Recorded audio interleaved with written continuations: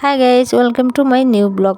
আজ রাতে কি রান্না করলাম তাই তোমাদেরকে দেখাচ্ছি। আলু সিদ্ধ করেছি, মসুরি ডাল, তারপর শিম করু করেছি আর ঝিঙ্গা করু করেছি।